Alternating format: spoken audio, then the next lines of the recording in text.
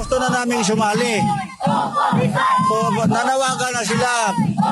Kung maaari, resign na daw ang ating presidente. Hindi na maawat ang mga tao. Narinig nila ang chant ng mga tao, bumbong resign. Kasi po sobra na nakakainip na, sobra na. Hindi po namin ramdam.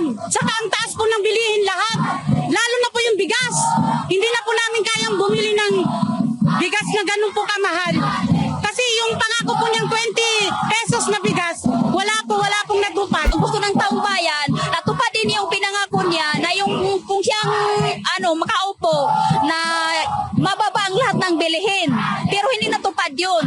Yung halimbawa, yung bigas, sabi niya 20, ilalong tumaas by 20, may 80 po. Halatang halata kahit wala na pong drug test.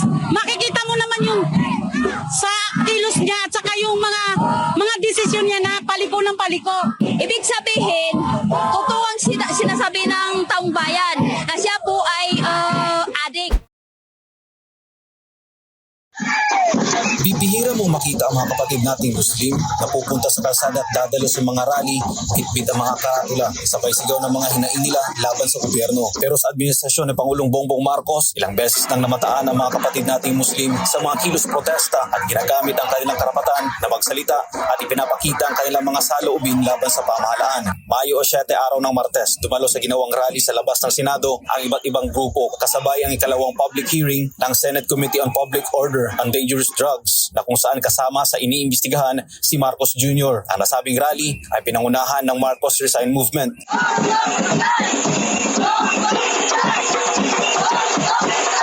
Sa panayam ng SMNI News kay Roland Ulamid, chairman ng MNLF Davao City, sinabi nito na hindi na mapigilan ang mga kapatid nating Muslim kaya sila sumasali sa mga rally. Anya hindi na mapigilan ang ating mga kababayang Muslim na iparating sa gobyerno ang kanilang mga hinaing. Sinabi nito na nagkakaisa ang mga Muslim sa panawagang pababain na sa pwesto si Pangulong Marcos. Gusto na naming sumali. Nanawagan na sila. Kung maaari, resign na daw ang ating presidente. Hindi na maawat ang mga tao kasi narinig nila ang chant ng mga tao, bumbong resign. Para naman kina Nailin Mama at Mariam Manto, hindi na nila kaya ang hirap na dinaranas dahil sa sobrang mahal ng bilihin kaya sila sumali sa rally ng Marcos Resign Movement. Nais din nilang iparating sa gobyerno ang tanong kung nasaan na ang pangako ni BBM noong nangangampanya pa ito. Nasaan na raw ang pangako ng murang bigas? Kasi po sobra na nakakainip na, sobra na. Nakakainip na yung pamamalakad ni Bibi. Hindi po namin ramdam. Saka ang taas po ng bilihin lahat. Lalo na po yung bigas. Hindi na po namin kayang bumili ng bigas na ganun po kamahal.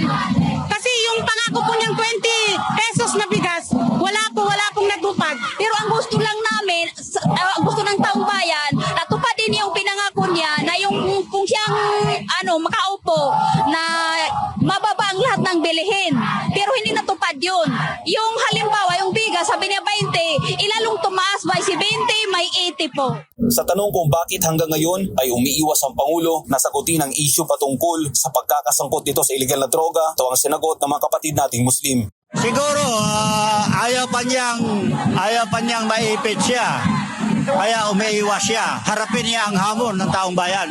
Ito, parami ang nananawagan. Simple lang naman po yung kahilingan ng mga tao magpa-drug test po siya para doon po malalaman kung nagsasabi po talaga siya ng totoo. Nagsasabi po siya ng totoo na hindi siya addict. Kasi wala na po siyang lusot Halatang halata kahit wala na pong drug test. Makikita mo naman yung sa kilos niya at saka yung mga desisyon niya na paliko ng paliko. Sa huli, sinabi ng mga kapatid nating Muslim na dahil sa patuloy na pag-iwas si Pangulong Marcos sa issue ay wala na nila itong kakayahan pangmamahala sa ating bansa. Sa tingin po namin, wala na po. Kasi ayaw niya magpa-drug test. Ibig sabihin, totoo ang sinasabi ng taong bayan na siya